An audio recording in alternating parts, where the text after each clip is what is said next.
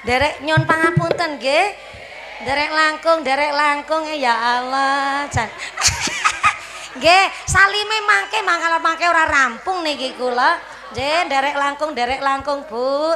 Derek nyeradu niki nun sewu nyon pangapunten, nyon pangapunten. Nggih.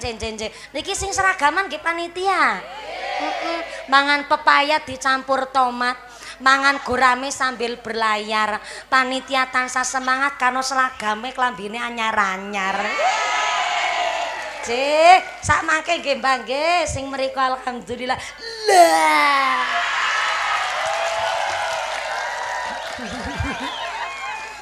Ceramah dhewe nyambut gawe dhewe ya Allah. Sakjane menawi kula badhe teng mriki mestine ya lampu sing rada terang teng mriki. Senajan boten patoso cetha jenengan lek mriksani merongose mumpuni. Assalamualaikum warahmatullahi wabarakatuh.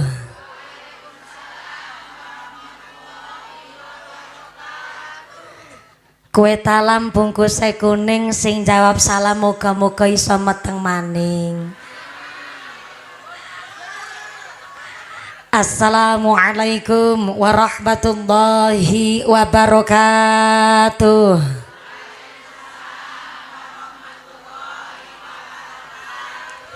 Godhong salam wite wit cengkeh sing jawab salam muga-muga duwite akeh.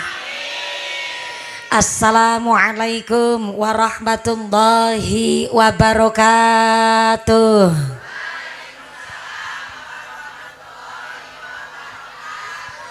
Bismillahirrahmanirrahim. Alhamdulillahilladzi ja'alallahu wa iyyakum zumratum minas shalihin salimin fi rahmatin wa fi barakatin. Allahumma sholli wa sallim ala sayyidina Muhammadin fil awwalin. Allahumma sholli wa sallim ala sayyidina Muhammadin fil akhirin. Allahumma sholli wa sallim ala sayyidina Muhammadin fi waqtin wahin.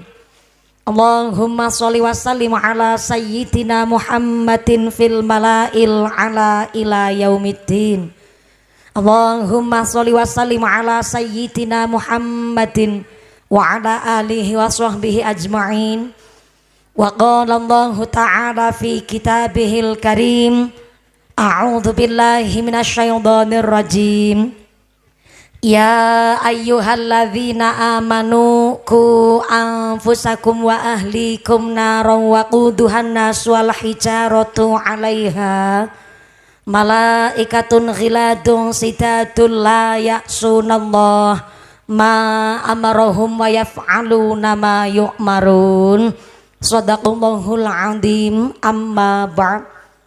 Hadaratal muhtaramin wal mukarramin, para alim, para ulama, para asatid wal ustadzah ingkang tansah kula hormati nuninjing ingkang tansah kawula mulyakaken.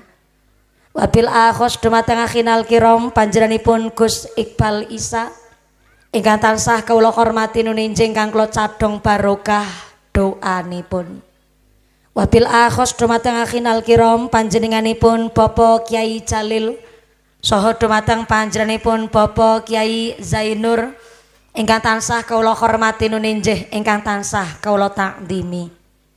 Wabil akhos dumateng akhinal kiram panjenenganipun Bapak Kiai Haji Timbul ingkang tansah kula hormati nuninjih ingkang kawula mulyakaken.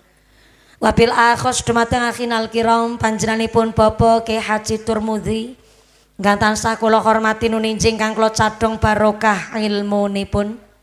Wabil akhos dumateng akhinal kiram panjenenganipun Bapak Kiai Haji Rasyid ugi dumateng Bapak Kiai Suparyono ingkang tansah kula hormati nuninjing ingkang kula taati fatwa saha dawuh-dawuhipun.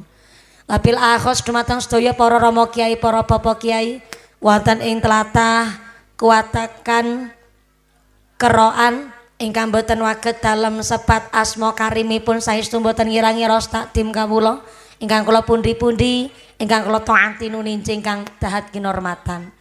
Wabil akhos dumateng forum komunikasi pimpinan Kecamatan Tlogomulyo Wabil akhos dumateng Bapak Camat atau yang mewakili, Bapak Kapolsek, Bapak Dan Ramil atau yang mewakili ingkang kula hormati.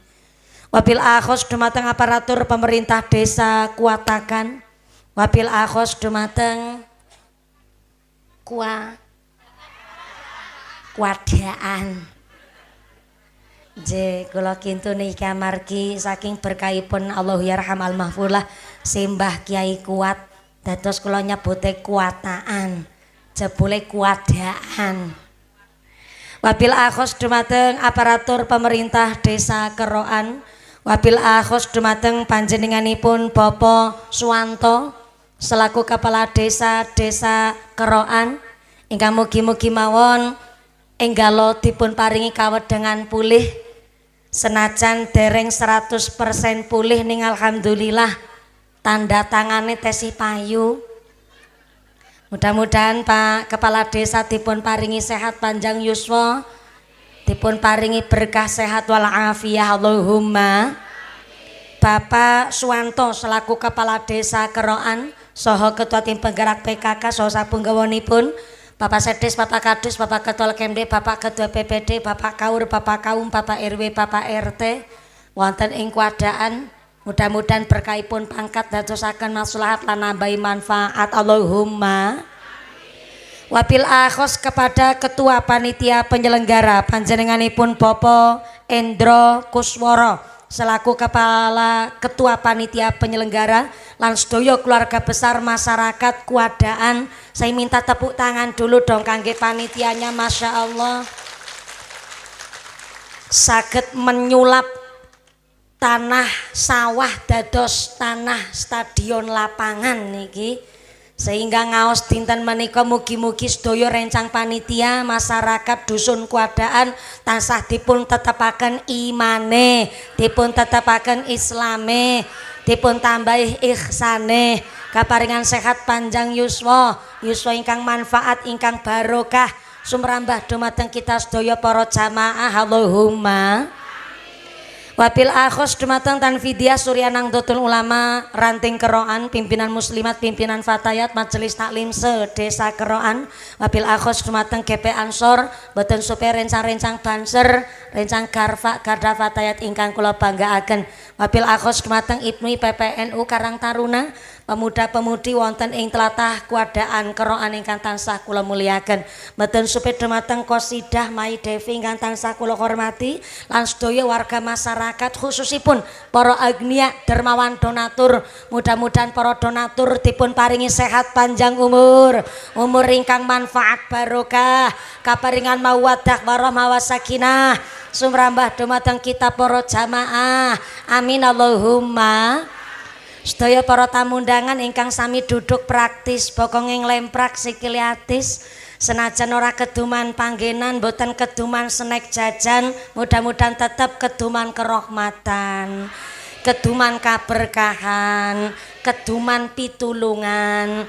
Sing lagi sakit ilang sakite, sing meriang ilang meriange, sing wudunen ilang wudune, sing lara mata ilang larane, dipun paringi sehat wal afiyah, dipun paringi ghirah semangat ibadah Allahumma. Sedaya para tamu undangan, para bapak haji, ibu hajah, para calon haji, para calon hajah, hadirin hadirat ma'al muslimin wal muslimat rahimakumullah. Shallu ala Nabi Muhammad. Gusti Allah ngendikaaken innal insana khuliqa halu'a. Sak temene menungsa niki makhluk ingkang senenge ngeluh. Dipun paringi panas ngersula, dipun paringi udan nggih ngersula. Giliran diparingi udan kalih panas lek ngarani jare udan kethek. Sembarangan banget menungso. Biasane menawi wayah dalu niku mesti dipun paringi jawah. Dalu niki tingkas mesti masyarakat tangga tepaliyeh desa Keroan dong rasani piyayi-piyayi kuadaan. Kuadaan ki top marko top. Jan biasane nek dalu udan kok ki kuadaan nanggap mumpuni terang. Jajal ki wong kuadaan nganggo pawang ngendi iki. Saumpamine dalu niki kok jawah, mesti masyarakat yo do grundeng. Malah ngrasani Pak Lurah walah. Wadaan anggap mumpuni malah udan. Ketara ki lurahe lali ora nguncalke sempak nyang payon. Padahal udan ora udan ya ora ana urusane karo sempake Pak Lurah. Udan ora udan ya kabeh niku adalah kersane Gusti Allah. Mula kula pikir-pikir niku lebar salat Isya niku kan paling enak nyekel remote goreng bakwan kalih pijet-pijetan. Nggih to, Bu? Lho kok panjenengan karoyo-royo tindak rawuh wonten mriki ninggalaken daleme, ninggalaken TV-ne, ninggalaken acarane, ninggalaken kasure, ninggalaken bantal gulinge, ninggalaken anune. Yo anu niku kan kathah. Nek disebat sedanten nggih sawengi dek ora rampung. Ternyata panjenengan menawi meriksani lewat kacamata nafsu ya paling enak lebar salat Isya kon leyeh-leyeh istirahat ngaso ting dalem nggih to Bu. Ning panjenengan rawuh wonten mriki amargi semakin tuwa niku semakin sadar bilih menungso datang ke dunia dalam keadaan laqad khalaqnal insana fi ahsani taqwim. Maka kondur tengarsane Gusti Allah harus dalam keadaan bingkol bing salim. Menungso teko ning alam dunya dalam keadaan sae, kondur tengarsane Gusti Allah ya harus dalam keadaan ingkang sae. Pramila jaman sakniki jaman akhir. Wong sing ganjarane akeh karo wong sing dosane akeh mlaku bareng ki ketok padha bae. Ning sakderenge lanjut niki kok kula ngaji kok rasa-rasane kok waduh tenan kaya beda pulau kali mriko. Niki panggunge panggung warok. Ya Allah.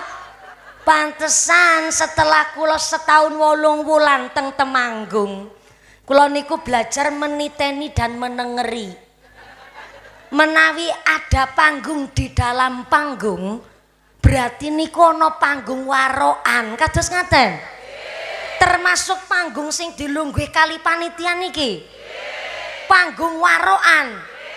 Mumpun waroke empun. Kapan?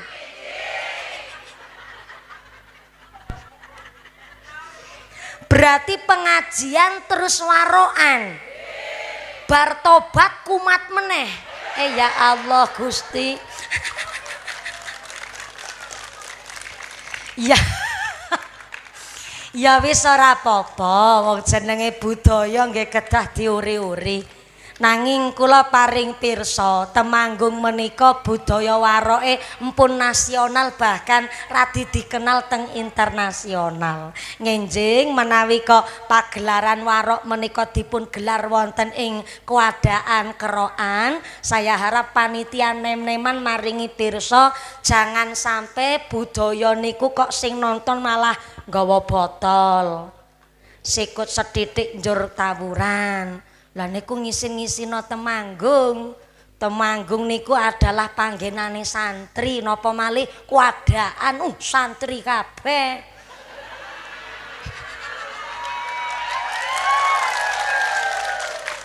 Loh, niki kan berkaya Allah yarham al-mahfulah Mbah Kyai Kuat. Dados menawi jenengan badhe nimbali budaya nggih monggo-monggo kemawon. Sing terpenting jangan sampai budaya dicampur kalih maksiat kayata nuwun sewu wontene botol minuman keras, do mabok-mabokan, tamu-tamu undangan yang bukan orang sini yang rada nakal. Maka saya harap pemuda-pemuda Karang Tarunanya ngenjang tetap saged mengondisikan wong lebar pengajian ya tetep waroke sing kondusif. Ngaten nggih, Bu? Kula delok pancen niki majelis taklime nggih multi talent. Ya solawatan ya kita kidul kae oh. Manuk bala ya Allah apal pakanane onde-onde oh. Ayo para kanca manut mring agama lanjut ben uripe ayo tentrem uga mulya matur nuwun Mbak Mai Devi aja dilanjut malah mendeme siki repot malah saiki ngaji sik nggih Bu nggih ning kula tak nyon kesepakatan kali jenengan senajan panjenengan panitia pun bayari kula jenengan urunan ya Allah dados niki mumpuni judule ya Kiai Urunan ya Allah ya muga-muga sing gawa manfaat barokah Allahumma senajan jenengan sing bayari kula tapi kan kula niki disajikan untuk pengajian umum berarti mboten namung kangge piyai kewadaan nggih Bu nggih lah nika sing rawuh teng sebelah mriku sing ambal-ambalan kaya ning stadion mestine nggih mboten namung piyai kewadaan niki nek kula ngrubah konsep jenengan lek ngaos madhepe mriku kula ngaji teng ujung panggung mriku pareng mboten pareng mboten pareng nggih lah sakniki kula tak dados Nabi Musa tak belah segara menungsa ki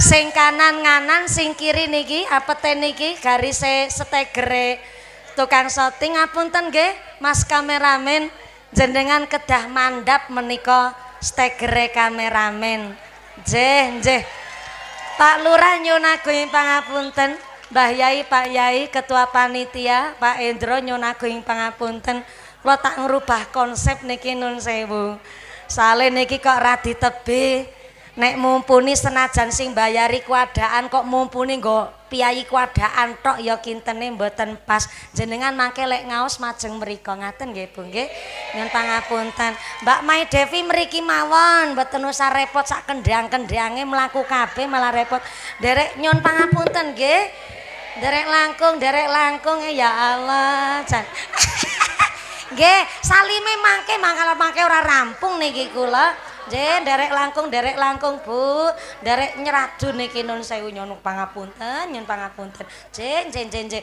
niki sing seragaman nggih panitia mangan pepaya dicampur tomat mangan gurame sambil berlayar panitia tansah semangat karena selagame klambine anyar-anyar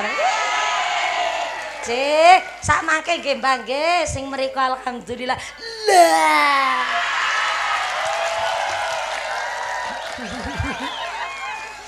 ceramah dhewe nyambut gawe dhewe ya Allah sakjane menawi kula badhe teng mriki mestine ya lampu sing rada terang teng mriki senajan mboten patoso cetha jenengan lek mriksani merongose mumpuni sing penting swantene jelas nggih Bu nggih lah nggih lek ngaji kados niki mawon konsepe malah mangke teng syutingan apik banget niku Mas ya Allah ana jamaah menungso kok ambal-ambalan ngene iki kan ana sing ning dhuwur sing teng ngandhap wonten sing paling inggil alhamdulillah derek bingah niki nek ngaos kali warga kewadaan semangate ngeten niki kinten-kinten ngajine badhe sekedap napa dangu nantang perkara wong kene dangu niku sampai jam pinten wong kula minggahe 9:30 jam pinten?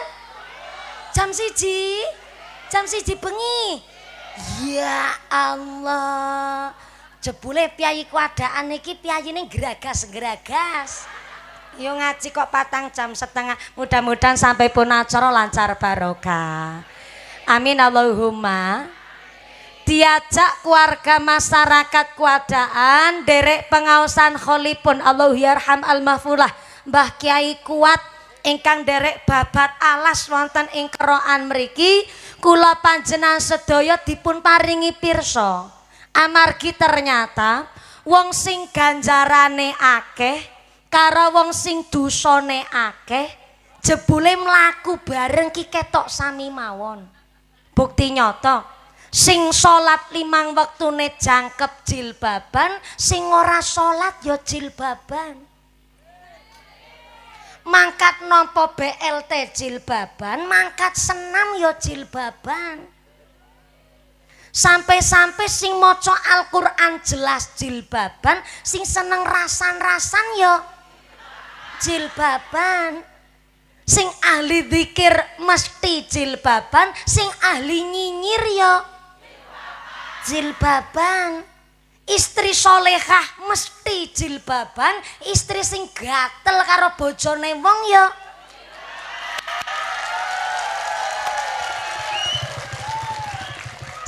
jenengan ngeproki sapa jajal? Ibu-ibu yang solehah dombatin ning manah masing-masing ngucap ngene.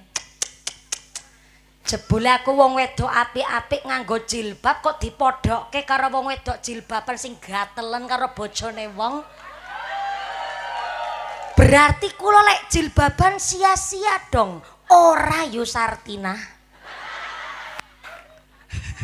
Saleh ngapunten ingkang kathah.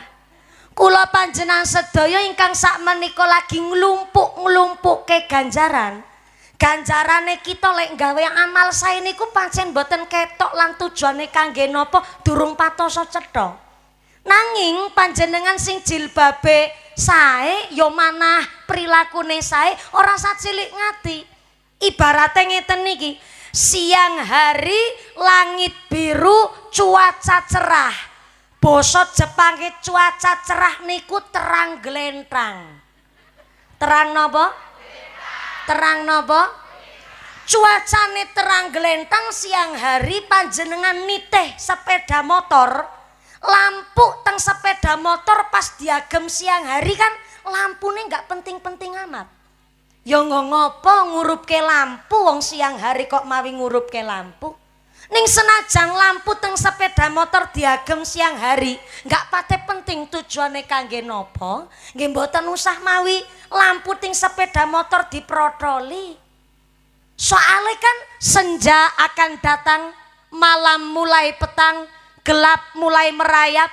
Teng mrikulah lampu teng sepeda motor nembe krasa tujuane kagem nopo. Sami kali ganjarane kula jenengan sedaya hari ini. Ganjarane maca Quran, ganjarane salat jamaah, ganjaran salat 5 wektu sing jangkep, ganjarane golek rejeki sing halal, ganjarane serawung karo masyarakat kanthi sae, ganjaran sing diklumpuk-klumpukke ya ora kena nggo nyalon lurah. Ora kena nggo tuku dongkelan sawah.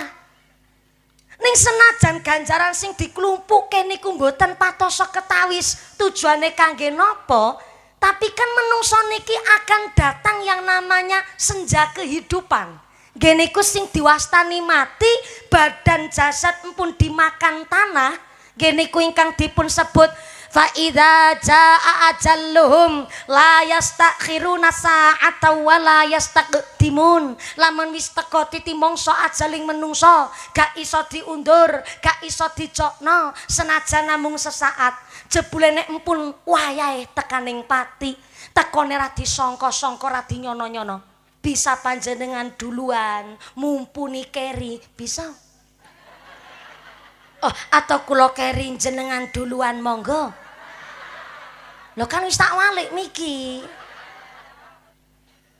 Mula karena kita nggak tahu kapan dugine sedo, menawi panjenengan badhe golek sangu sing sak kata-katae, yo sekarang mumpung di dunia. Karena kalau sudah mati itu hari pembalasan namanya. Maka ngapunten, wong pinter karo wong cerdas jebule benten. Selama ini kita mikir pinter karo cerdas ya padha bae. Tapi jebule pinter karo cerdas niku adalah satu hal yang berbeda. Pinter niku mergo dilatih. Pinter niku mergo sinau. Pinter niku mergo belajar. Tapi cerdas niku tidak hanya karena gen keturunan. Cerdas niku mergo kondisional. Cerdas niku mergo dituntut oleh keadaan. Kita niki sing tesi urip niku nembe iso mikir pinter. Tapi nek wis mati nembe saged mikir cerdas. Bukti nyata aku arep takon karo sing isi urip mriki. Bu. Assalamualaikum. Ibu-ibu masih ambegan? Berarti si urip. Mohon izin saya mau bertakon. Antara emas sekarung karo ban bekas secara nilai harga niku luwih larang ban bekas napa emas sekarung? Emas sekarung. Kowe jawabane wong pinter. Jelas dong. Lare TK mawon ya iso mikir. Antara ban bekas karo emas sekarung luwih larang emas sekarung. Tapi jebule Lurah Kerokan Bapak Suwanto nganti apa laku ora apal pripun 3 periode. Masya Allah, mugi-mugi berkah kepemimpinanipun Pak Lurah. Pak Lurah Suwanto nggak bisa berenang kecemplung belumbang. What is a belumbang? Belumbang is a kolam.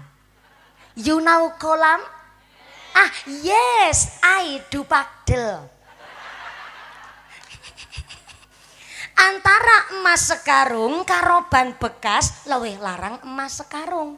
Nanging Lurah Suwanto mboten saged berenang kecemplung blumbang jero. Kon milih antara ban bekas karo emas sekarung. Kira-kira luwih milih emas sekarung apa ban bekas? Kuwi jawabane wong cerdas. Sakniki kita lagi lungguh ning daratan ngene iki, nek mriksani ban bekas niku kelihatan sama saja, bahkan mboten nonton nilene. Tapi kan menungso niki enggal lawase bakalan tenggelam. Tenggelam ting pundi? Tenggone jero kuburan. Lah teng mriku lah ban bekas akan ketara tujuane kanggo napa? Ganjarane salat ketok sepele wong ora ketok. Ganjarane maca Quran ya ora ketok. Tapi niki lah kula jenengan lagi ngumpulke ban bekas niki. Ya ceramah mumpuni ra penting-penting amat. Menawi ceramah mau ido hasanah ya isine rata-rata padha ngajak sing makruf, buang sing mungkar. Nanging karena kula jenengan lagi ngumpulke ban bekas, senajan rapate penting ning alam dunya, mboten saged digantos kalih bondo ning alam dunya, ning jebule ban bekas niki tujuane adalah kangge mengantisipasi wayahe kula panjenengan sedaya tenggelam tenggene alam barzah. Mula ngapunten niki pengajian nembe mukadimah, nembe pemanasan. Kan ngajine nganti jam 1 bengi. Ya Allah, ibu-ibu kuat? Puatan jam setengah kuat? Masya Allah, bapak-bapak sanggup? Ya Allah, bapak sanggup, ibune kuat, aku ra melu-melu. Mudah-mudahan sampai pun acara lancar barokah Allahumma. Sederenge lanjut kula niku terkadang nek pun ngaji pun lagi seneng-senenge bahas satu materi pengajian kadang lali.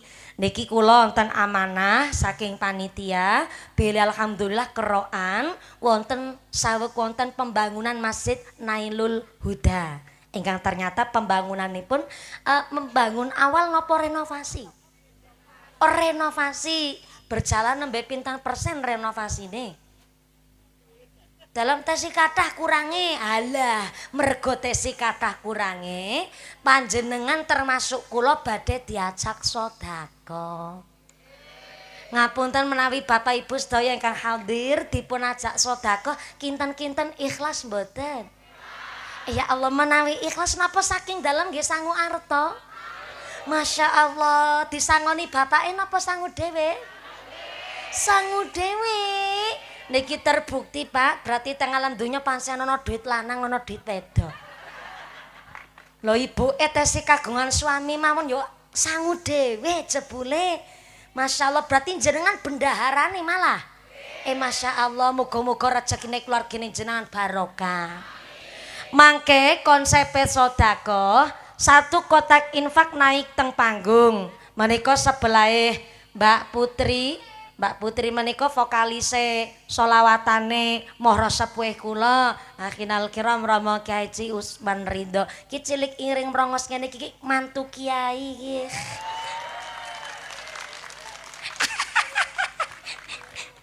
Dados sak mangke kotak infak saged minggah teng panggung akan saya wakili dari Mumpuni terlebih dahulu. Kula nggih nderek sedekah ibu-ibu panitia. Mungkin ora sedekah dikira mantune Pak Kiai Usman ki pelit medhit mbetitil. Lah nggih, nggih jelas. Katahe kula karo kate jenengan ya beda. Wong gaji Pak Lurah sewulan karo amplopku setanggu ya gedhe amplopku. Ya moga-moga sing barokah Allahumma. Monggo kotak infaknya naik dulu teng panggung. Mangke diwakili saking asisten kula menika sebelah Mbak Putri. Monggo kotak infak panitia sudah siap kotak infake. Ditarik seniki apa tahun ngarep? Nggih, Mas panitia jenengan ditugaskan ngedaraken kotak infak napa mboten nggih? Nggih, monggo kotak infake. Sederenge muter niki akan dimulai dulu dari Mumpuni. Panitia nggih melu sedekah. Bu Lurah barang, Lurah 3 periode kok ya ora sedekah. Monggo Bu Lurah sing teng inggil persiapan jenengan nggih melu persiapan ngrogo dompet. Si orang ngasto dompet utang dhisik karo sebelahe. Sesuk ketemu sarutangi. Monggo dirogoh dompete. Saya akan mengarahkan panja lek sedekah rogohlah duit sing paling sae. Duit napa? Duit sae. Duit sae niku dudu sing abang, dudu biru, dudu ijo, tapi duit sae niku mastatotum. Duit yang sesuai kemampuan. Sing kirane sugih nggone sedekah ya umume wong sugih. Tumpakane ya motore PCI. Gelange selengen nganti tekan kelek. Ali-aline sekeong-keong, sekedap Mas. Sekedap. Jenengan yang menyesuaikan kotak infake, menyesuaikan kalih kemampuan. Apa malih sing kalunge dawane tekan wudel. Sedekah kok 2000 isin karo wudele. 2000 disolasi meneh. Ya duit tetep duit munine tapi mastatotum sesuai kemampuan. Artone pun dicepeng Ibu. Bapak-bapak nggih artone pun dicepeng. Menawi sampun dicepeng duitnya diangkat teng inggil. Lumayan 10.000 5.000. Sing ditekem 2.000 isine kae. Ora apa-apa lah, sing penting ikhlas. Empun diangkat artone tempelaken teng lathi. Orang nggo dikunyah, dilantari doa. Ya Allah, lantaran sedekah niki muga-muga kula sakeluarga sehat walafiat. Anake kula sholih-sholihah, cita-citane kula diijabah, enteng lakoni ibadah. Keluargane kula sehat walafiat, adem ayem tentrem, usaha rezeki sing lancar. Saged dados keluarga sing bahagia, keluarga sing tansah ahli ibadah. Cemplungaken artone ngaten nggih Bu nggih. Sing duwe hajat silakan disampaikan, sing saweg nandang gerah ujian penyakit ngucap kali Allah ya Allah lantaran sedekah niki mugi-mugi penyakite kula diangkat kali panjenengan, sabare kula ndadosaken syafaat pitulungan, cemplungaken artone ngaten nggih Bu nggih. Pokoke hajate panjenengan ingkang dipun sampaikan kok ditasarufaken kangge bangun masjid Nailul Huda, maka ngantos dumugi tekane dina kiamat sak bangunane gedung masjid Nailul Huda derek berdoa sesuai hajat ingkang Anda panjatkan pada malam hari ini. Amin Allahumma. Monggo kotak infake Mas saged muter sing teng inggil sampun. Sampun niki panitia barang teng inggil. Ngrogo dompet. Oh sampun, monggo kotak infak mangke wonten sing minggah teng panggung, kotak infake muter sinambi dipun waosaken sholawat. Shallu ala Nabi Muhammad. Allahumma shalli ala sayyidina Muhammadin tibbil qulubi wa dawaiha wa afiyatil abdani wa shifaiha wa nuril absari wa diyaiha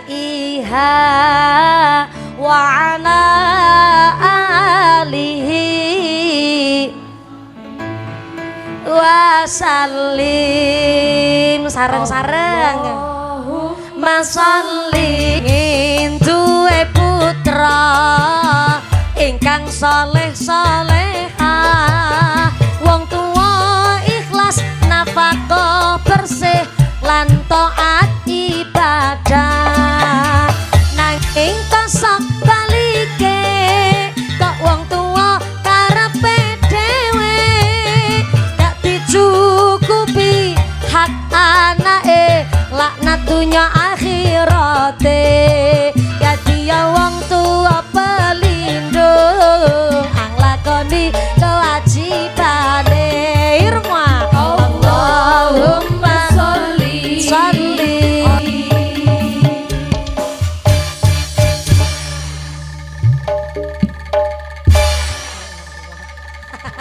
Sallu ala Nabi Muhammad. Masya Allah diwasakan sholawat jur grimis nggih Bu. J menawi sak mangke kok jawae Allah ngersake rada ageng sing ngasta payung payunge diagem sing mboten ngasta payung monggo saged mados lokasi kang sekeca tapi nek sing mboten kebagian lokasi sekeca jenengan kondur mon nggih mboten napa-napa nggih mangke kok tak nusuli kados niku. Monggo kotak infake tetap muter, sodakonya tetap keliling, ngajinya dipun lanjut. Nyun pangapunten menika ingkang wonten ngajeng salon. Salone panci niki salon ingkang pun disetting warokan. Sak lampu soklen niku nganti tekan menayung bulu mriko bolek kelop-kelop niku. Lah sound system niki lek gleger-gleger mboten namung teng dodo, ngapunten sak kopok-kopok. Ya melu geter kabeh to.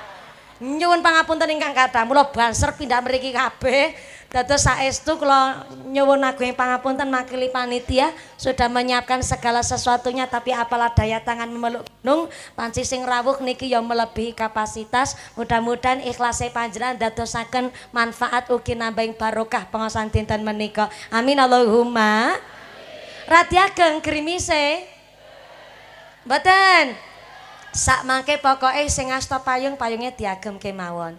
Lah nggih niku sing kreatif nggih saged klosone diagem payungan. Nggih, monggo. Ora masalah ki ana dalile kuwi. Wa asa an takrahu syai'an wa huwa khairul lakum wa asa an tuhibbu syai'an wa huwa syarrul lakum. Dadi menungso aja seneng nyepelekno barang sepele karena bisa jadi Allah ngangkat derajat kita dari hal yang sepele. Bukti nyata niku kloso tiker plastik ditumbas regine 5.000. Laras.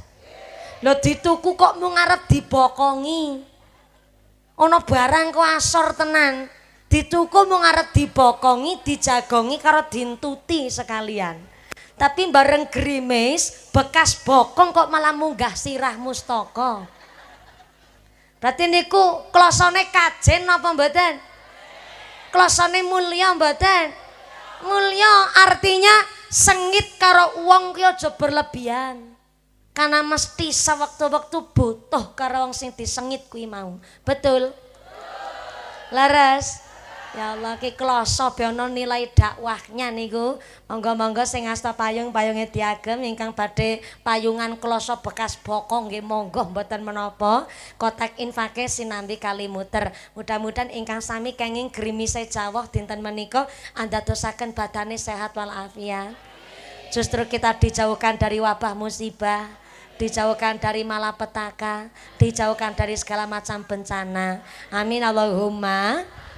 Kanthi kotak infake panjenengan Allah sampun janjiaken pilih in ahsantum li anfusikum. Wong nandur sae mesti bakal panen ingkang sae Allahumma. Hari ini panjenengan bersedekah arupi yatra duit arta. Mangke Gusti Allah mangsulaken dumateng panjenengan mboten bentuke yatra malih, tapi digantos kali Gusti Allah bentuke badane sehat. Sehat walafiat, putra putri soleh soleha, keluarganya adem ayem tentrem, usahane lancar, karirnya bagus, diguyub rukuni tetangga. Niku adalah ganti saking kula panjenengan sedaya nolak bala narik rizki kang boten manfaat maslahat. Amin Allahumma. kali lanjut malih ngause wau kula pansi tanglet kali Pak Lurah. Pak Lurah niki pengaosan dalam rangka nopo? Dalam rangka masyarakat wonten keadaan menika kagungan hajat nyuwun berkah saking sedaya para masyayikh ingkang sampun ngrumini kita masyarakat. Salah satunggalipun adalah saking Allahyarham Al-Mahfulah Simbah Kiai Kuat. Sehingga pengaosan dinten menika saya ngaji sampai jam pinten nggih?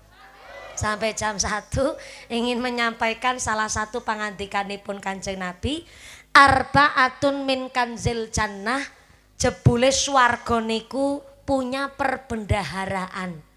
Basa simpel sederhanane perbendaharaan adalah tabungan. Basa Cinane tabungan ki celengan. Celengan.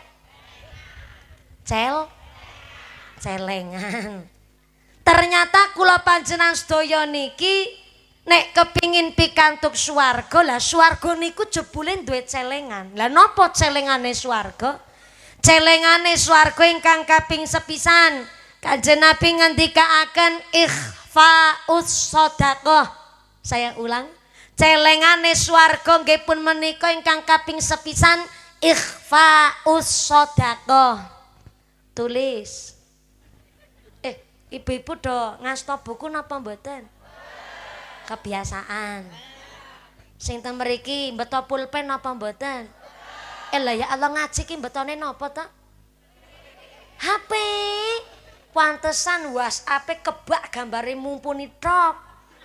Ya wis ora nggawa HP, ora nggawa pulpen, ora nggawa buku nggih mboten masalah. Wong kula mboten niatan mucali panjenengan. Niate menika eling kinelingan. Cuma ngapunten khusus niki kangge ibu-ibu majelis taklim Facebook Pro sing seneng dameli konten pareng panjenengan gawe konten wong jebule konten saking Facebook Pro niku jebule Pak menghasilkan uang medalaken duit ning yo ngapunten ingkang kathah kula mboten diskriminasi masalah pendidikan teng masyarakat kadang-kadang ngapunten mondok gak pernah sekolah mung lulus SMP ternyata lek ndamel konten Facebook niku adalah konten yang mempermalukan diri sendiri tumeh hiburan sing nonton bene kathah akhirnya isine konten niku konten yang tidak edukatif konten-konten yang mempermalukan keluarga ngisin-ngisini suami yo ngapunten tapi kan menghasilkan duit mumpuni wong iso nggo tuku beras nyatane iso nambahi nggo tuku paketan karo tuku klambi online nggih tapi ngapunten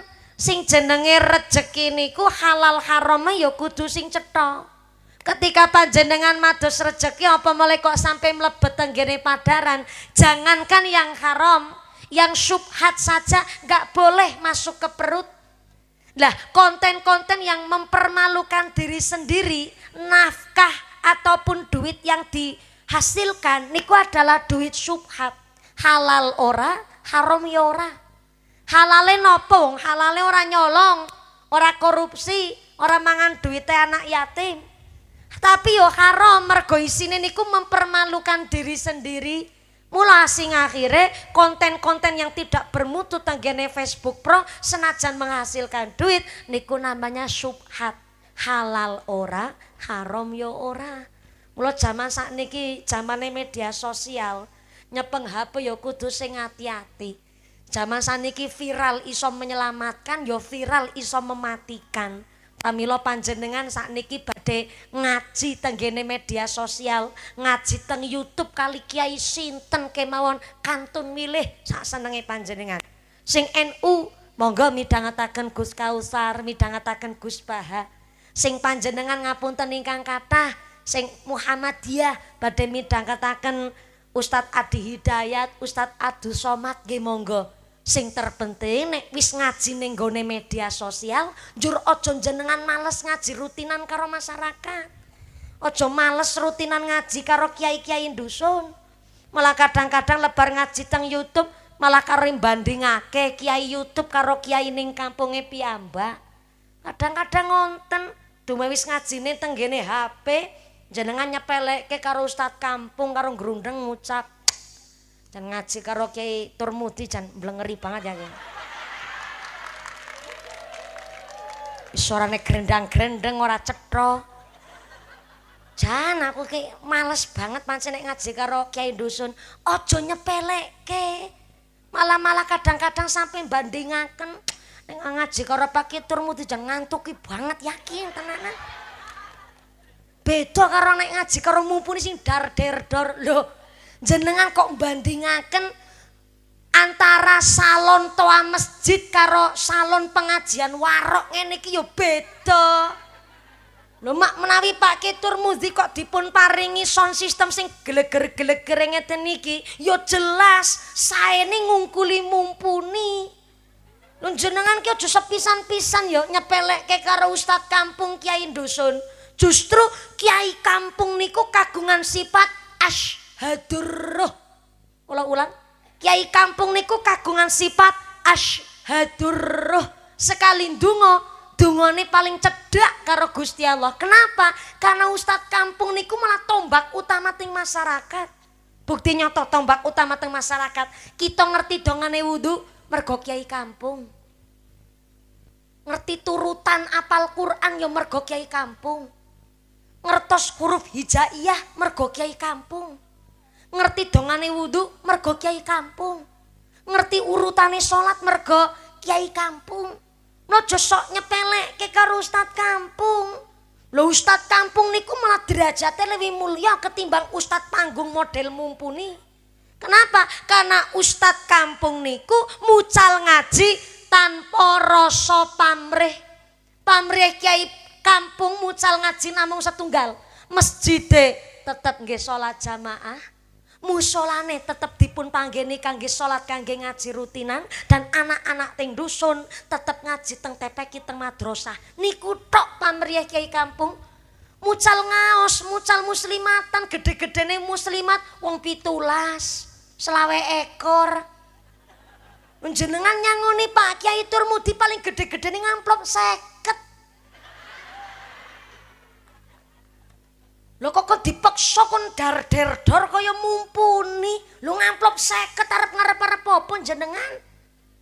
Lho aja nyepelekke karo Ustadz kampung niku sing dadekke Kiai kampung sekali ndonga, dungane paling cedhak malah paling ampuh.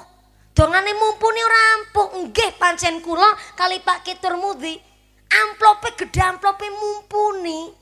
Tapi masalah ampuh donga lawi ampuh dongane Kitur Mudi ketimbang dongane mumpuni. Tepuk tangan sik kok. Wis gedhe tuwa ndadak diperintah keprok barangan ngono kan. Kenapa kok Kiai kampung dongane ampuh? Karena Kiai kampung mucal ngaos, mboten kepingin viral, mboten kepingin terkenal, mboten kepingin FYP teng TikTok, mboten kepingin diliput YouTube. Mboten kepingin dadi kiai sing diundang teng televisi, mboten kepingin tanglet ngori Pak Kitur Mudi. Mboten kepingin numpak mobil Pajero. Ono orang duwe. Loh. Niki dudu ngece. Justru kiai kampung niku mergo mboten kepingin mengikuti hingar-bingarnya dunia. Mboten kepingin rebutan tambang. Mboten kepingin rebutan jabatan. Justru Kiai kampung niku sekali donga asyhadur ruh langsung tembus langit pitu paling cedhak karo Gusti Allah. Nek dongane mumpuni ora ampuh. Kenapa dongane kula mboten ampuh? Karena niki lambene mumpuni si seneng arep-arep amplop. Niki sing marake lambene kula niki mboten ampuh niki. Mun jenengan ki aja nyepelekke karo ustad-ustad kampung dengan adanya ngapunten NU yang sedang tidak baik-baik saja. Apalagi NU yang di atas niki sampe keterpa angin. Saya harap NU yang cilikan kados kula kados jenengan niki yo tetep muslimatan, tetep dibaan, tetep istighozan, tetep manakipan, tetep rutinan, tetep muslimatan, tetep ziarah kubur, tetep sholawatan tahlilan. Setuju? Dengan ngapunten sing tenginggil ben nonton sing ngurusi. Nanging kula njenengan sing dadi wong NU sing teng ngandhap ngeten niki ayuh malah dari adanya kasus-kasus niki wau malah justru kiai kampung kita jadikan role model. Kita jadikan idola. Kita telusuri kenapa kok kiai kampung gesange adem ayem tentrem. Mergo sak tingkah tindak lakune niku ya ngamalke ngilmu. Dikirane Pak Kaum niku mboten ngangge ngilmu, nganggo ngilmu. Pak Kaum nek cara Cilacap Kayim, nek cara Pemalang Tegal Brebes Pemalang niku diwastani Lebe. Cara mriki napa? Pak Kaum ngurus mayit ki nganggo ngilmu. Minimal niku pernah mondok ngaji karo Pak Kiai. Jajal nek Pak Kaum kok mboten ngaji, bungkus mayit dadi kaya buntel arem-arem pripun jajal. Lho kok ngono kuwi jenengan do nyepelekke karo Kaum, nyepelekke karo Ustadz kampung dengan adanya NU yang sedang diterpa angin. Ayo kita justru menjadikan Pak Kaum, kiai-kiai kampung, Ustadz dusun dijadikan role model, dijadikan idola. Didongake guru-guru kita, kiai-kiai kita dipun paringi sehat panjang yuswa, yuswa ingkang manfaat, ingkang barokah. Kita nderek keluberan ngilmune, bejo mulya donya akhirate. Amin Allahumma. Dados sing boten ngasta buku, boten ngasta pulpen, boten masalah. Wong kula boten nonton niatan mucal, tapi niat kita eling kinelingan. Ngaten nggih Bu nggih? Yang di atas sana masih sadar? Halo? Iya, kalau yang di petengan kok nggak dicek kodam, biasanya ngantuk nggak konangan. Ya ngantuk pancen nikmat, tapi kan nek ngantuk kan kebangetan. Gedang kluthuk godhonge sengkleh, wong ngantuk lambene. Gedang kluduk dipangan nuler, wong ngantuk mangap karo. Ala paham jenengan. Celengane swarga wonten sekawan ingkang kaping sepisan ikhfa'us shadaqah, menyamarkan sedekah. Ikhfa'us shadaqah, sedekah diam-diam. Ikhfa'us shadaqah, sedekah yang sembunyi-sembunyi. Memang Gusti Allah saking sifatipun salah satunggale Al-Ghani yang artinya maha kaya raya. Di antara kita ada orang-orang yang dilebihkan hartanya. Tapi bagi orang yang dipun paringi nasib oleh Gusti Allah dilebihkan hartanya, yang gak usah menjadikan tinggi hati. Soalnya buah pepaya, buah kedondong, yang kaya raya gak usah sombong dong. Yang punya tanah berhektar-hektar gak usah sombong dong. Yang punya motor PCI gelangi selengen nganti tekan kelek gak usah sombong dong. Tiap tahun umroh haji berulang kali yang gak usah sombong dong. Yang rumahnya lantai sewidak rolas yang gak usah sombong dong. Orang yang dilebihkan hartanya dengan ditinggikan pangkat derajatnya, yang jadi gubernur nggak usah sombong, Nur. Yang jadi bupati yang nggak usah sombong, Ti. Sing dadi camat ora usah sombong, Mat. Sing dadi kapolsek nggak usah sombong. Giliran polisi kok ora enak banget ya melas ya Bu ya. Sing dadi lurah nggak usah sombong, Lur. Kenapa? Kula panjenengan sedaya mboten usah nawi sombong. Justru Bapak Ibu, semakin sugih, semakin gede tanggung jawabnya. Lah pertinyi wong sugih ki wong kepripun? Wong sugih niku secara aturan fikih blonjo dina-dina ping 30 dina sebulan, hasilnya ketemu piro? Maka dibandingkan dengan pendapatan per bulan kok iso nyukupi kebutuhan hari-hari niku diarani wong sugih. Contoh, piyayi keadaan mriki, ibu-ibu jatah blonjo sedina kanggo tumbas bumbu dapur, lenga Jawa, gula Jawa, brambang micin uyan nyangoni bocah sekolah, setor listrik, setor arisan, urunan pengajian, urunan muslimat, nggo kondangan, tuku beras, tuku gas LPG, yo apalah aku. Podo-podo ibu rumah tangga, ibu-ibu keadaan jatah blonjo sedina kuwi kabeh 300.000 rupiah. Noko 300.000 sedina ki cukup apa kakean? 300.000 kakean? Oh, berarti wong wedok keadaan kira kena diajak kompromi. Bisa aku lo matur jatah blonjo sedina 300.000, aku lagi mbelani sampeyan, Bu. Supaya mengko tekan dalam jatah belanja jenengan ditambahi. Jadi 300.000 niku kakean. Ya wis sedina jatah blonjo 50.000 cukup. Kari kurang. 50 kurang. 100 cukup apa kurang? Tesi kurang, pancen ki resikone angger takon karo ibu rumah tangga yang kalau naik motor riting kanan belok ke kiri ngono ki pancen. 300 kakean 100 kurang. Kenapa 100 kurang? Ono skincare. Ono mbayari paketan. Berarti 100 kurang ya wis jatah blonjo sedina 200.000. Cukup nggih? Oke, 200.000 jatah blonjo per dina ping 30 dina sewulan berarti sama dengan 6 juta. Jadi kalau ada warga kerokan kok jatah pendapatan 1 bulannya niku mendekati 6 juta atau 5 juta lebih, itu sudah termasuk kategori wong sugih.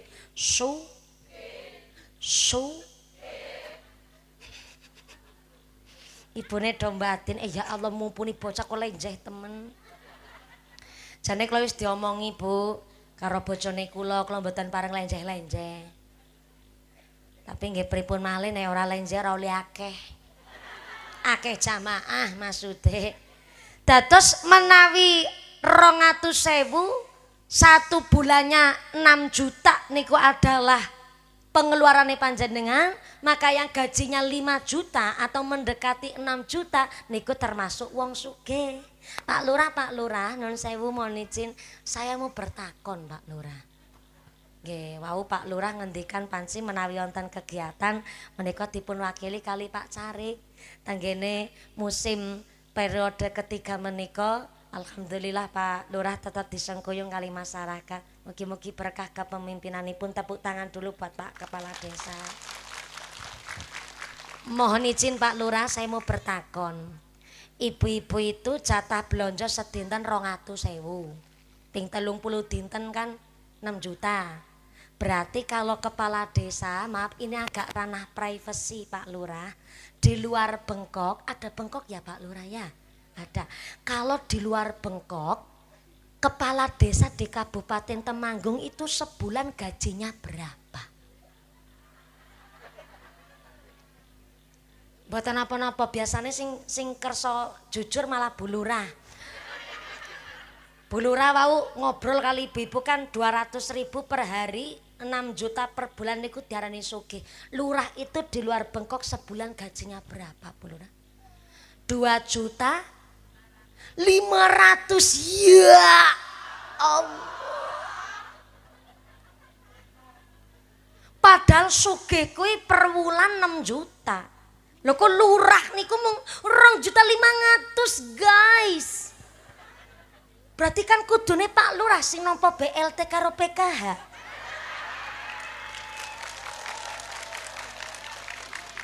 Jenengan nek mriksani kepala desa kan gagah Bu, ya gaji ya bengkok ning nun sewu ya. Gaji 2,5 juta durung niku sumbangan proposal ki dinten-dinten numpuk.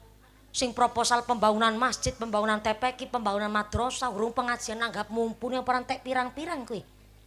Lurah yo kudu milu nyumbang, ora nyumbang ya repot ngalamat seneni karo masyarakat.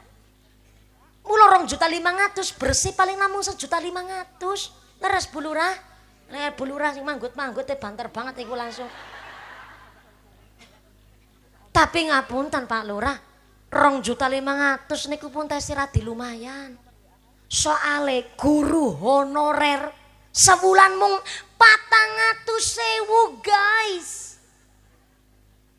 Guru TK sing honorer 1 bulan cuman 150.000. Kula niki gadah TK teng Cilacap. Lah kula niki pernah diundang karo anak-anak TK ke nyeramai bocah TK jajal kula.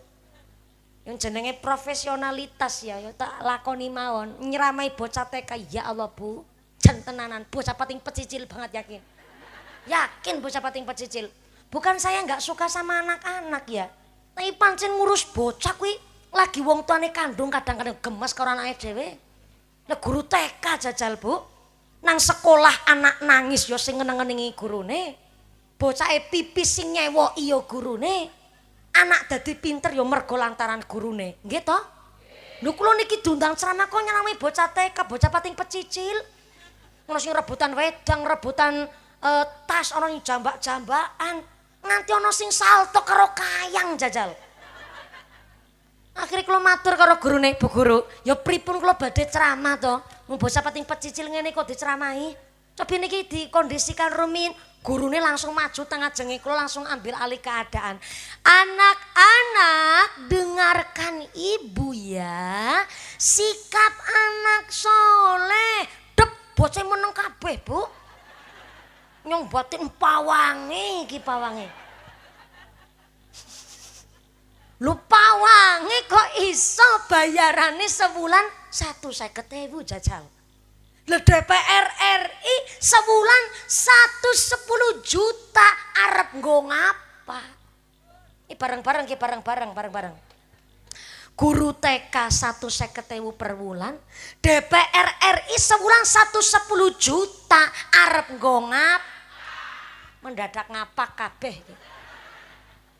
Lurah ning Temanggung niku mung 2.500.000. Lah kok DPR RI tunjangan kos-kosan per bulan 50 juta. Kos-kosan kaya ngap. Bukan iri pancen rezeki iki dhewe-dhewe. Ini yo adoh banget perbandingane. 150.000 kok karo 110 juta. Yo pantes wingi Agustus full masyarakat Indonesia protes. Soalnya nopo yo ora sebanding. Lho niku ngapunten ingkang kathah, semakin kita sugih kudune semakin sadar tanggung jawab kuwi gedhe. Apa malah jangankan ning donya. Jangankan ning akhirat, ning donya tanggung jawab gedhe. Zakat niku terikat haul dan nisab. Infak niku terkait keadaan dan kemampuan. Tapi sedekah itu tidak terikat apapun. Siapapun kita dan bagaimanapun keadaan kita, monggo seneng sedekah. Yang kaya raya, yang setengah kaya, yang OKB orang kaya baru, yang OKL orang kaya lama, sing sugih tenanan, sing mandan sugih, sing setengah sugih, sing sugih separo. Setengah sugih kan sugih separo. Silakan bersedekah. Sampai-sampai ada ungkapan wa khairu sedekah linafdil hayah. Sak sae-saene sedekah linafdil hayah sing iso kena nggo nyambung nyawa. Mohon izin ya kalau di sini ada orang Muhammadiyah, yang lainnya NU. Wong NU niku identik itik-itik selamatan. Gitu, Bu?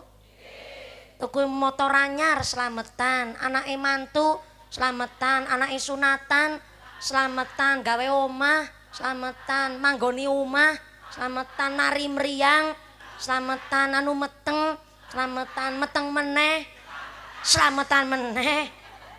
Nek cara Cilacap selamatan kendurenan ki kepungan. Cara mriki napa? Sami? Nggih. Kula niki wong Cilacap bareng urip ning Temanggung khususnya teng daerah Kecamatan Bulunayu niku agak mengalami kultur shock. Kultur shock niku agak perbedaan budaya. Nek tenggen kula kepungan niku among-among sing sejenis among-among biasa niku jajan pasar ana kupat lepet, ana jajanan pasar sak werna-wernane. Tapi teng mriki niku diwastani bancaan. Sami kali mriki. Napa namung teng Bulu tok? Sami. Bancaane mriki kan damel nasi megono. Mriki mboten. Oh berarti ning Bulu tok niku. Lah sak seniki berarti kula dadi Miss orang Miss komunikasi. Miss pariwisata nek niki kula harus mengenalkan budaya nek tenggen Bulu Menayu, khususipun daerahipun Mara Sepuhe kula, bancaan niku ndamel nasi megono. Nasi megonone Pekalongan kali nasi megonone Bulu Menayu niku benten. Nek teng Pekalongan nasi megono niku adalah gori. Tahu gori enggak? Gori kon nongko beda. Sing tesi pentil kuwi babal. Sak kakange babal gori. Lagi enak-enake dimasak kuwi. Mung dioseng tok campuri godhong sok. Wih, iso tanduk ping 3 kuwi. Apa malih disanteni nyambel terasi gorengno gereh. Wih, tanduk ping 5,5 kuwi. Lah, sak kakange gori nek cara Cilacap tewel. Nek cara Pemalang diwastani cecek. Tewel niku sing durung mateng. Lah nek tewel wis mateng nembe diwastani nongko, ngono kuwi Yusartina. Lah nek teng Pekalongan nasi megono niku adalah goreng kang dicacak, diparutaken klapa bumbune bumbu kencur. Kuwi nasi megonone Pekalongan. Tapi nasi megono Kecamatan Bulu Menayu niku adalah urap utawi kluban lembayung dikuletno karo sego. Bareng aku dalem nggih kali kacang panjang dikuletno bareng kula nyicipi warang wurung ya rasane ngene iki tok. Nek caca jaman saniki ya ora doyan panganan model ngene. Jaman saniki ora seblak ora enak. Ternyata terkadang nasi-nasi saking acara selamatan kepungan niku basi njur dimakan karo ayam. Menurut kita yang bukan NU kan sia-sia. Wis digawe wis dimasak malah nggo pakan ayam. Tapi menawi merujuk dari wa khairu shadaqah linafdil hayah. Sedekah sing paling apik niku nggo nyambung nyawa, nyatane basi niku nasi kepungan berkat njur didahar karo dipangan karo ayam. Ya ayame dadi urip. Tetep linafdil hayah ning. Nggo nyambung nyawa. Sampai-sampai nek selamatan Cilacap niku wonten sing rada repote niku kelas nek gawe nasi tumpeng karo ayam mingkung. Mriki wonten ayam mingkung? Nasi tumpeng nggih wonten. Masya Allah, sakniki malah nasi tumpeng karo ayam mingkung wis diganti mentahan. Niku lho ngangge beras petigan sak piturute sembako niku. Ya apa boleh wong niate sedekah. Cuma enggak dapet makna filosofi. Filosofine tumpeng niku bunder ngandhape lancip pucuke. Bunder ngandhap niku minangkani wong urip niku dina-dina muter, Pak. Ngibadah golek rejeki srawung karo masyarakat, golek jodoh srawung karo keluarga ngibadah, dina-dina mung ngono tok mutere. Ning senajan dina-dina muter, satu pucuke madhep maring dhuwur, kabeh mau muter golek ridhone Gusti. Mula jodhone nasi tumpeng kuwi ayam ingkung. Ayam ingkung niku ayam sing sikile ditekuk. Mereka ayam ingkungnya sikile ditekuk napa selonjor? Ah, ditekuk. Nek selonjor berarti ayam mingkung ya sikile semuten. Ora apa-apa, ora usah ditekuk, ora apa-apa, Bu.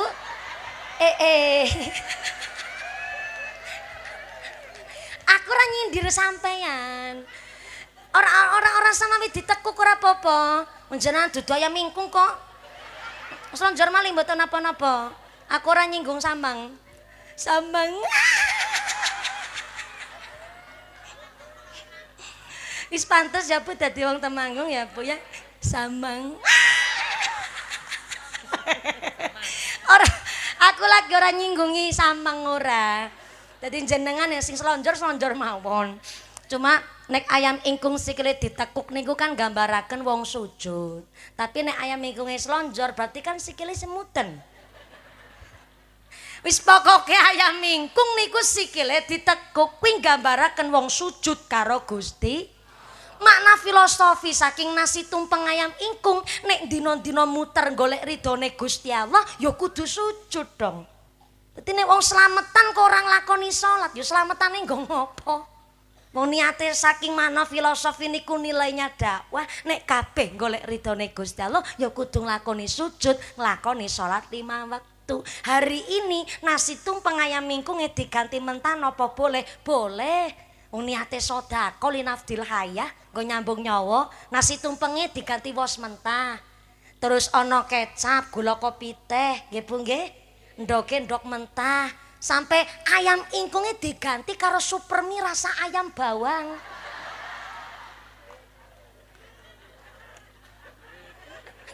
Nggih ta Pak Banser?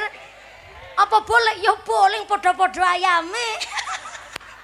Bedone gambar karo nyoto ngono ki to Bu. Yo niate sedekah pareng linafdil hayah nggo nyambung nyawa. Lah sing ora duwe nasi tumpeng, ora duwe sembako, ora duwe super minggo sedekah. Gara-gara bahasa Samang. Arep ngomong sedekah dadi angel. Ora duwe duit, ora duwe ilmu, ora duwe derajat pangkat nggih sedekah. Kanjeng Nabi ngendikaken hanya di agama Islam sedekah ki paling murah. Saking murahe sedekah tenggene agama Islam, jeneng Nabi ndawuhaken tabassumuka, senyume panjenengan fi wajhi akhika, tenggene saudarane panjenengan laka sedekah. Senyum tok niku sedekah. Ning ora senyum-senyum dhewe. Senyume niku maksudnya gemrapyak, seneng takon, seneng nyapa, ramah, sumeh. Aja prengat-prengut, japrat-japrut, metutut kaya celurut. Ora duwe bondo, ora duwe ngilmu nggo sedekah, ora duwe telo, ora duwe muntul. Muntul.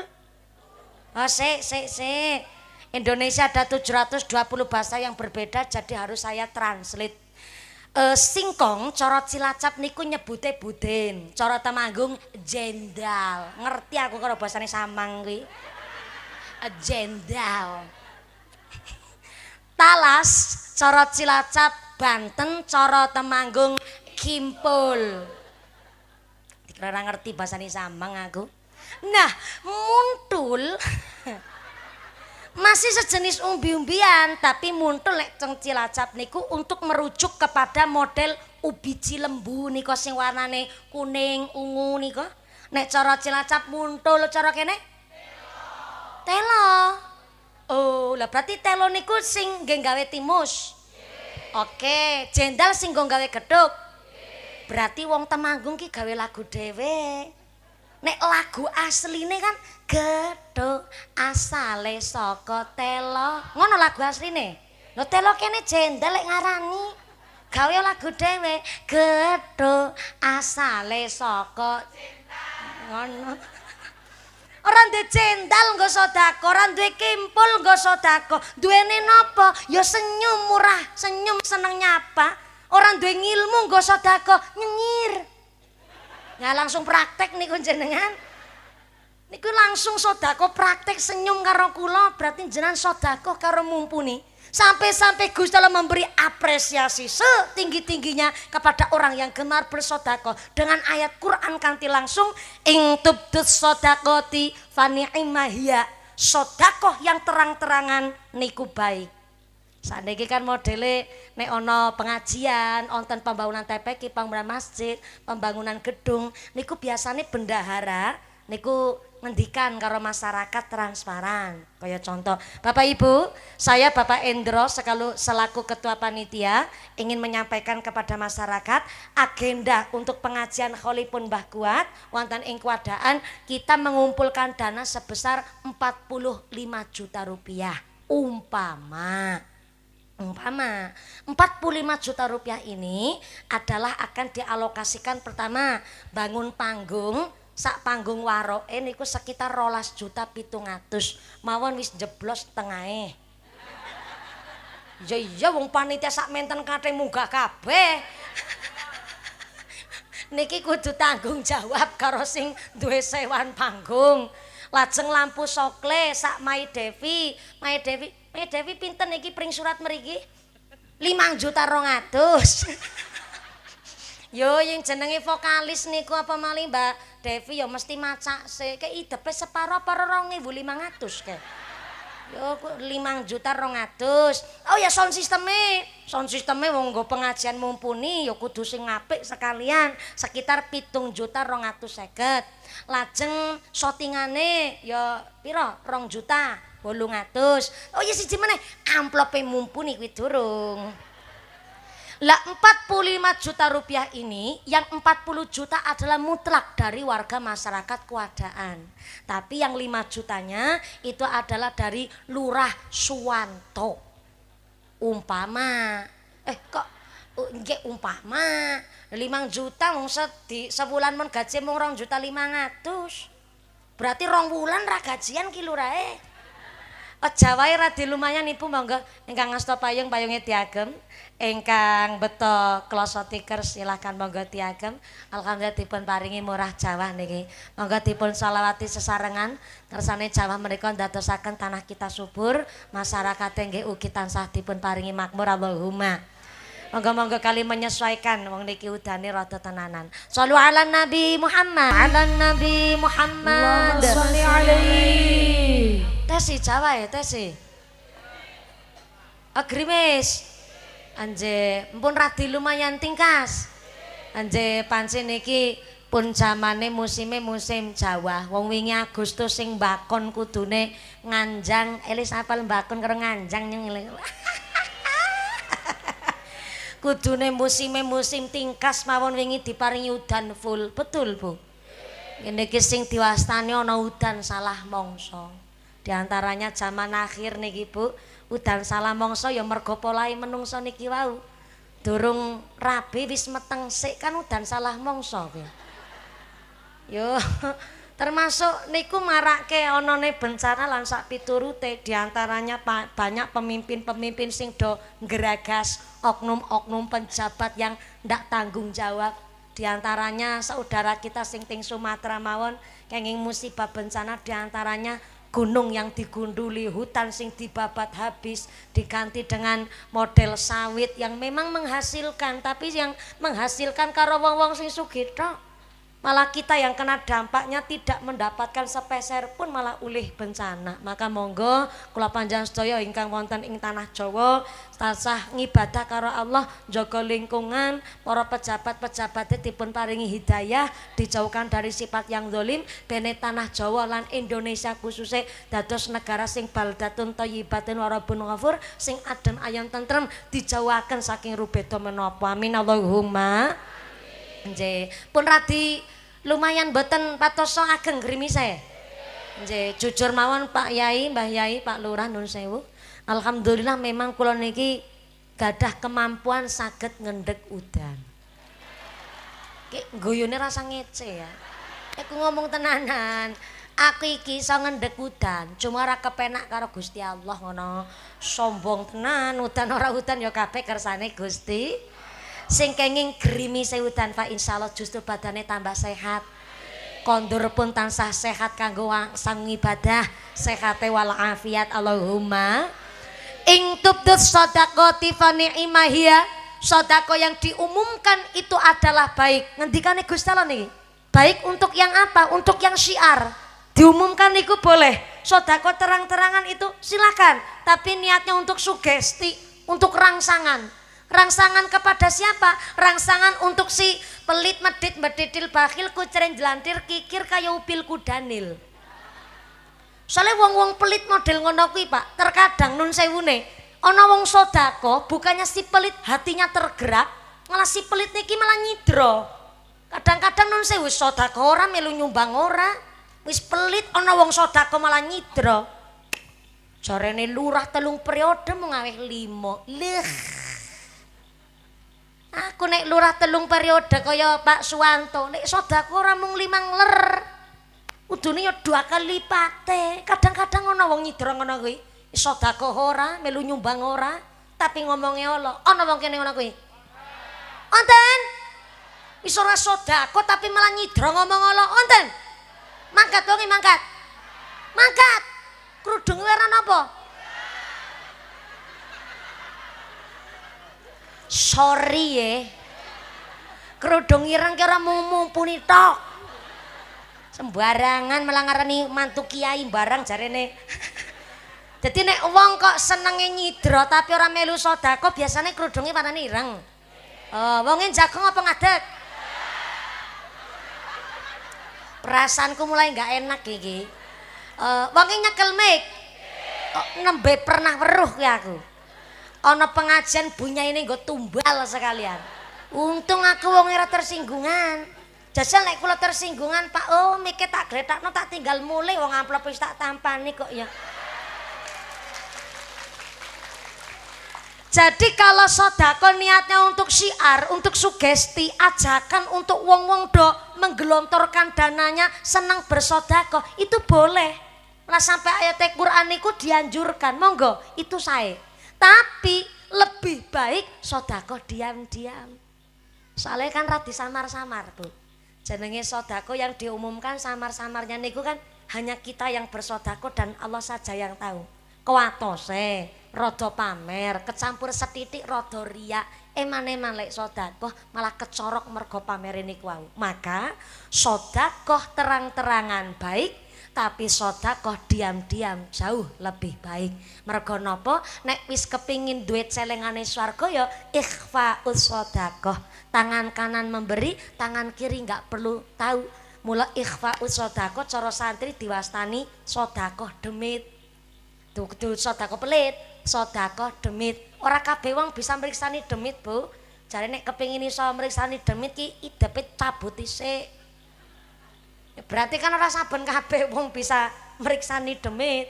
Pramila sedekah demit adalah sedekah yang tidak perlu orang lain tahu, secara diam-diam saja. Ora ndek duit, ora ndek bondo, mangkat nyang masjid nggawa duit 5.000 nek salat jamaah cemplungke teng kotak amal. Niki ya diwastani celengane swarga. Niki yang pertama. Yang kedua, celengane swarga jam 11.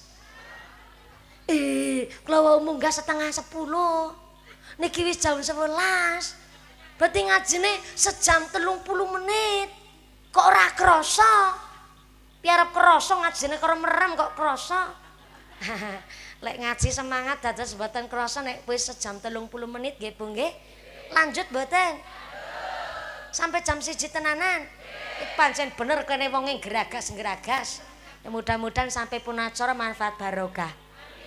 Tak nyampe ke sing nomor kaping kali, celengane swarga adalah wakit manul musibah.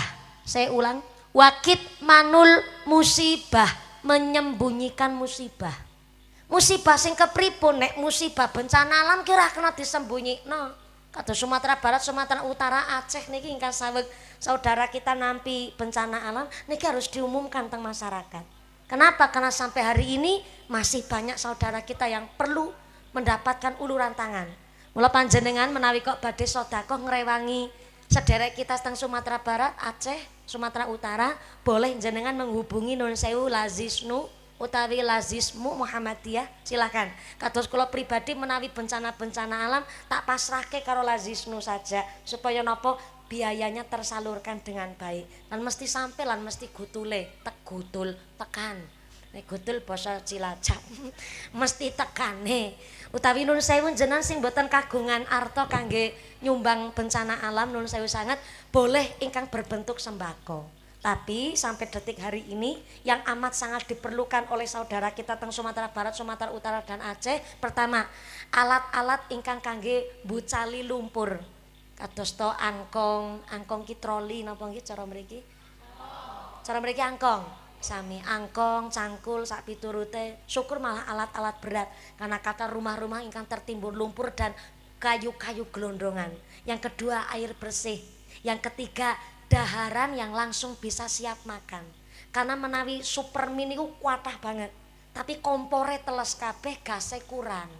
Sing akhirnya banyak saudara kita yang kena bencana malah makan mie remukan. Dados mine mentahan niku namung diremuk, dibumboni, didahar. Maka sangat-sangat memerlukan kados kue kering utawi roti-roti basah. Lajeng susu bayi, popok-popok sak piturute menawi jenengan badhe nyumbang baju memang sangat diperlukan. Tapi kula suwun, baju sing diparingaken niku baju yang layak pakai. Aja dumeh baju teng gudang wis ora layak malah diparingaken karo sing kena bencana. Iki jenenge buang gombal sampean ki. Lho nggih, dumeh butuh baju jenengan asal-asal lek maringaken. Plus tidak hanya ibu-ibu, bapak-bapak nyumbang baju, Pak. Mergo Nun Sewu rata-rata sing klambine akeh kan wong wedok. Contoh ibu-ibu kerokan mriki, mesti baju ki 7 lemari. Muslimatan gawe seragam, fatayatan gawe seragam, dibaan gawe seragam, yasinan gawe seragam, tahlilan gawe seragam, senam gawe seragam, nganti ngerumpi ya digawekno seragam kok wong wedok kuwi. Lho ngono ki baju 7 lemari mangkat kondangan kok ngakune ra ndek klambi. Deloken ki wong lanang Bapak Ibu ya Allah. Wong lanang ki kawit rong nggayu 17 klambine kuwi mawon.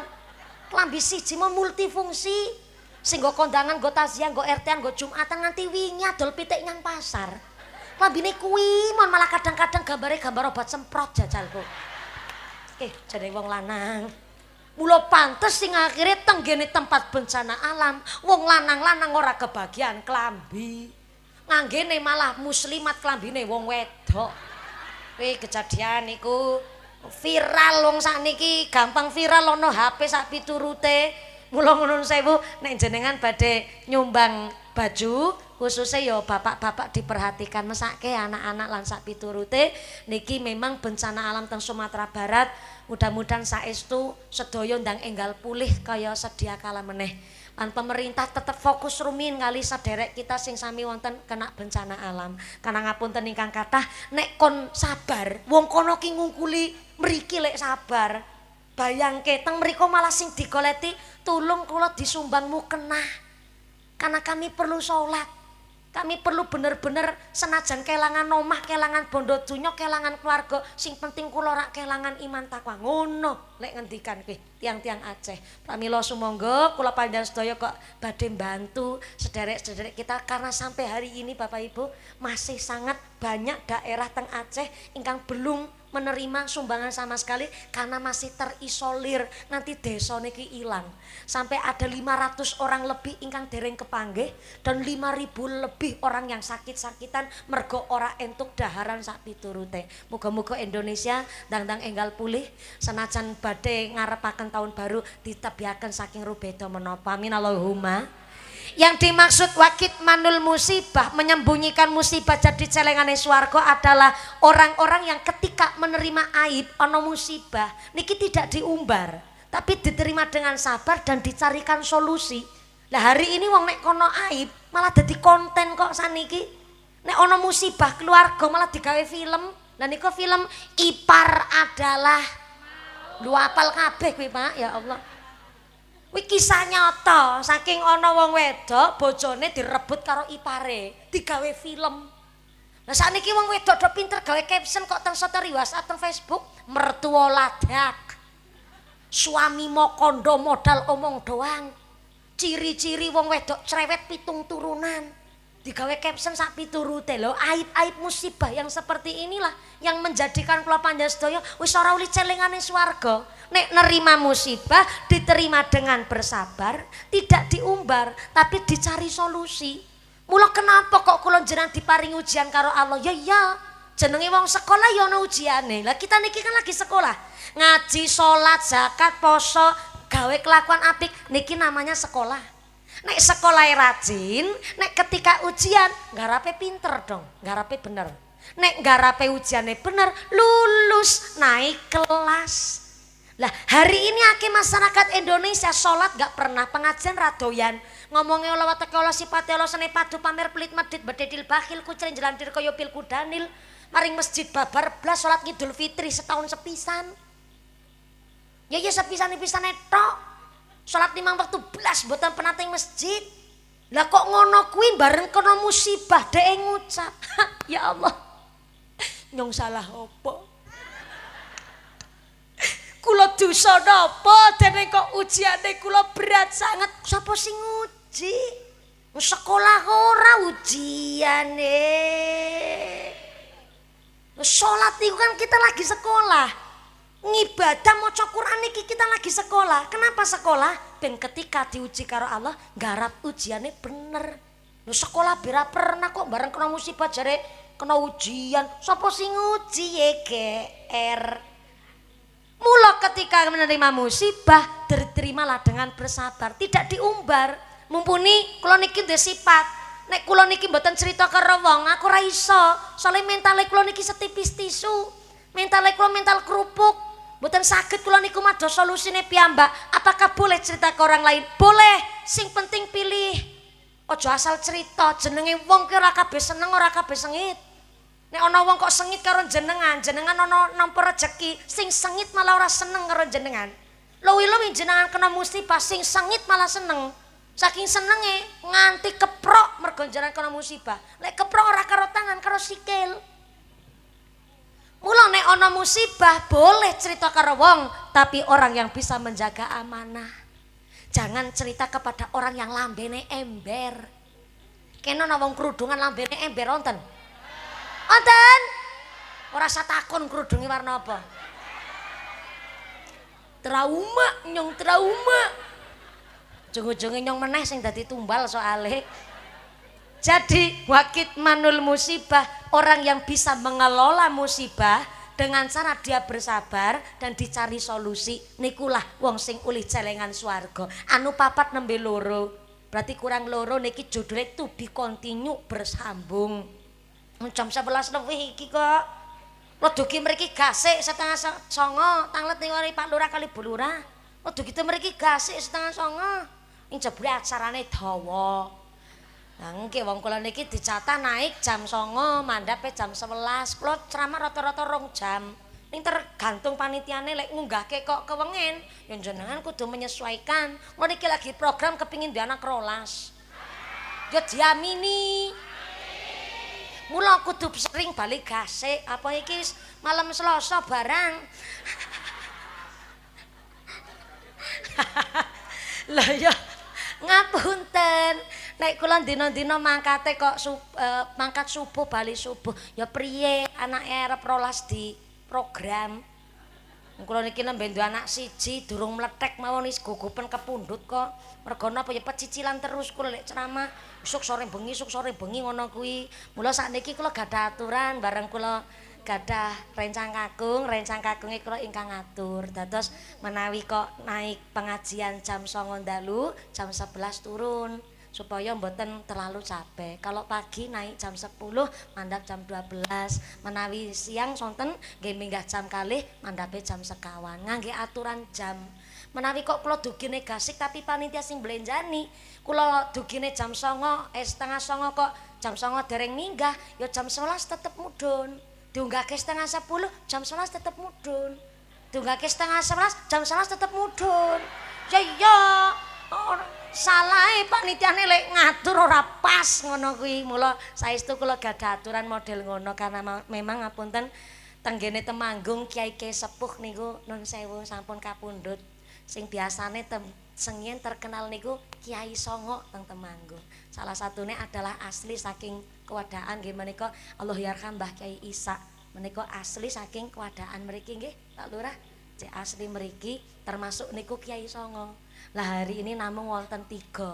Kantun 3 Mbah Kiai Nukman, Mbah Kiai Yakub Paraan kalih ngendikane niku mara sepuh kula Pak Usman. Dados merga amargi nun sewu kula wingi sowan teng Tegalrejo Magelang, Gus Yusuf niku ngendikaaken bapake dijaga kesehatane. Sale nun sewu niki Kiai Temanggung kok sing sepuh-sepuh sampun rata-rata kapundhut. Dados monggo kula panjenengan sedaya njaga kesehatan. Ngaji nek gasik niku kan tesi fokus, Bu. Nggih to? Nek ngaji kewengen arep fokus kepripun? Soale napa pun saya ampun capek sak piturute. Sengien kula sering pengajian niku sedinten ping sekawan. Pagi, sore, malamnya 2 kali. Tapi yang malam 2 kali tak janji teng kula. Nggih niku sing rata-rata yang ketiga nggih niku kula jatah lebar isa pokoke kula pun kedah minggah. Jam 7:30 kula pun harus naik panggung. Nek jam 7:30 kok kula dereng naik panggung tak tinggal teng kula. Soale napa sing melasing mangke sing terakhir sing nomor 4 tetep sing nomor 4 kula dugi teng lokasi jam 9:30 jam 12 mudhun biyen sakderenge nikah pas murbau tesi padha kenceng kabeh. Lah sakniki punika wis turun mesin kula. Ya murbau tesi kenceng tapi wis turun mesin. Mula kudu dijaga kesehatane. Inilah kami kewadaan ingkang luar biasa. Tepuk tangan dulu dong buat panitianya luar biasa. Nuwun. Acara syukuran kami masyarakat kewadaan mudah-mudahan sampai dinten nginjing berlangsung kanthi lancar, aman, kondusif, beto kemanfaatan dan kemaslahatan. Kita semua dipun tetepaken imane, ditetapaken islame, ditambahi ihsane, kabaran sehat panjang yuswa ingkang manfaat barokah, dijauhkan dari wabah musibah, warga keroan dadi masyarakat sing ahlul jannah, pungkasan yuswa kanthi husnal khotimah. Amin Allahumma. Ampun kondur ampun jengkaremin sak mangke doa badhe dipun imami kalian simbah Kiai monggo ngapunten ingkang kathah kula mboten wonten mimpin doa senajan mantu Kiai tetep kula dereng dipun paringi izin mimpin doa derek ngalah barokah tabarukan kalian para masyayikh wonten ing tlatah keroan menika. Mbah Yai, Pak Yai, para Pak Ustad matur nuwun sanget sampun kersa amberkahi rawuh wonten posan dinten menika. Pak Lurah matur nuwun, Pak Lurah, para kompinsa mugi matur nuwun sanget sampun derek hadir amangeyu bagya wonten hajat menika. Saya kembalikan kepada Muqasimul Aqad pembawa acara sabi pari doa mangke mugi-mugi panjang kondur kanthi wilujeng widodari lir kali saking sambi kula menapa saged kepanggih malih wonten sanes majelis. Allahumma usiku wa nafsi bitaqwallah. Wassalamualaikum warahmatullahi wabarakatuh. Shallu ala Nabi Muhammad. Allahumma sholli alaihi. Taqabbalallahu minkum. punten Ibu.